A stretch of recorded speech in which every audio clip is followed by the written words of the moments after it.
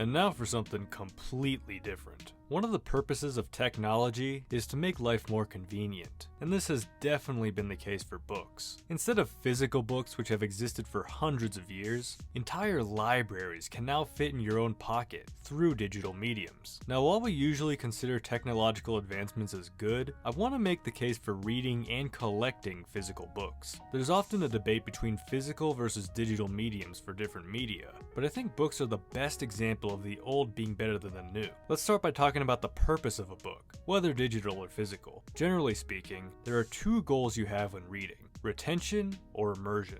For example, when reading a science textbook for class, you'd be more interested in retaining the information than being immersed in the text. But if you're reading Pride and Prejudice, for example, you want to be immersed in the text. These two goals are not mutually exclusive.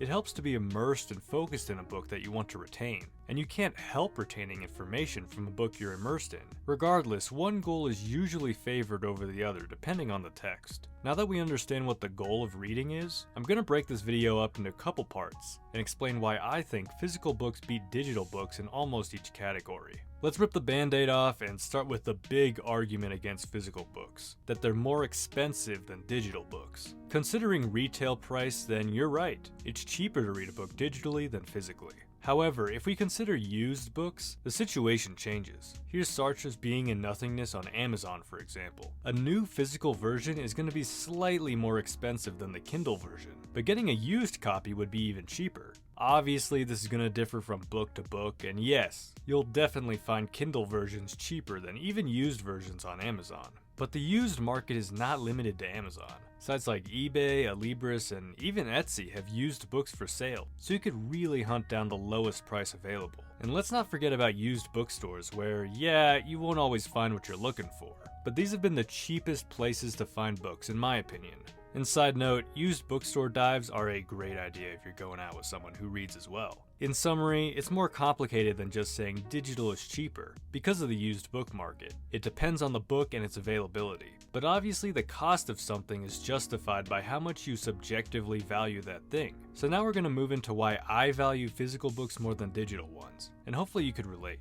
Let's start with the individuality of physical books. Let's say you drop your Kindle or other reader. You aren't going to say, whoops, I dropped my copy of Wuthering Heights. Nah, you're going to say, I dropped my Kindle. Whereas if you actually dropped a physical book of Wuthering Heights, you're going to refer to it by its title. Overrated book, by the way, in my opinion. Although the Kindle can hold many books, by doing this, the physical Kindle loses any special specificity. You're not engaging with Moby Dick. You're engaging with the Kindle, and through the Kindle engaging with Moby Dick. It feels less personal and less special. I have a bunch of books on my Kindle and they all just kind of blur together, even when I'm reading one specifically. Whereas if I go out and get a physical copy of a specific book, I really feel that I'm being more personal with that text. And obviously this is a highly subjective and pretentious sounding reason why I prefer physical books. So if you can't relate, then don't worry, we're just getting started. Let's now talk about a feature that specifically addresses the retention goal of reading: highlighting and note-taking. You initially might say that highlighting and note-taking is available digitally, but as someone who's used both Kindle and physical, I personally think it's much easier physically.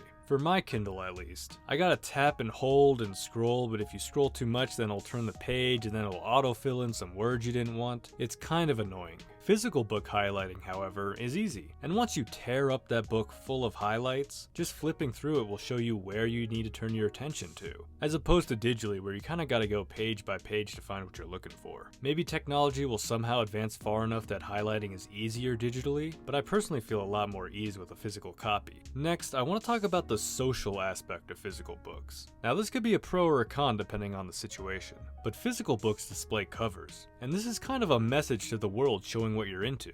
For example, reading philosophy just out in public has actually led to some real interesting conversations because people are able to see the cover, come up to me, and talk about the book. If you're not really a social person, this could be a con, but for me I enjoy talking to others with similar interests. I've talked to a lot of people specifically while reading Dostoevsky for some reason.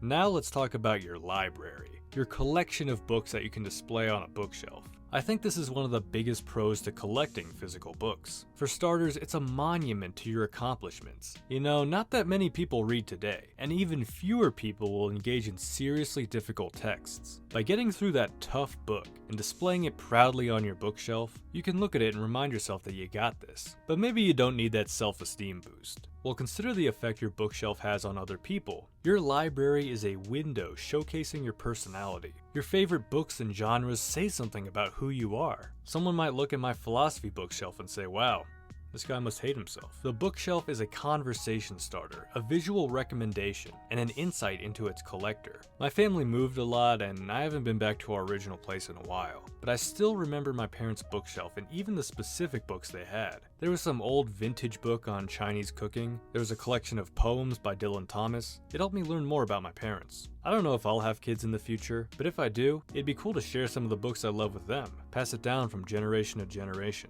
Now, I wouldn't be fair if I didn't mention the big con about physical books, and that's portability. It's so easy to just throw a Kindle in your bag or pull out your phone and start reading. I'm reading through the Fables comics, and they come in these massive 1,000-page compendiums, and I just wasn't able to bring them on a trip recently. One last thing to mention is how books differ from other media in the whole physical versus digital debate. I love film and I love video games, but really, interacting with those forms of media doesn't really change whether it's physical or digital. Getting a disc and putting it in will result in the exact same experience if I were to stream the film or game. Reading, though, it's a much more different experience whether it's digital or physical. I personally prefer physical, and hopefully I was able to make a case for it. But if you disagree, then feel free to let me know, and give me your case for digital over physical books. I know this video was completely unrelated to my normal content, but still, it's been on my mind lately, and I know I got a lot of readers in the audience. If you did enjoy this video, feel free to subscribe, like, and hit the bell button for more. And with that, I wish you all a beautiful rest of your day.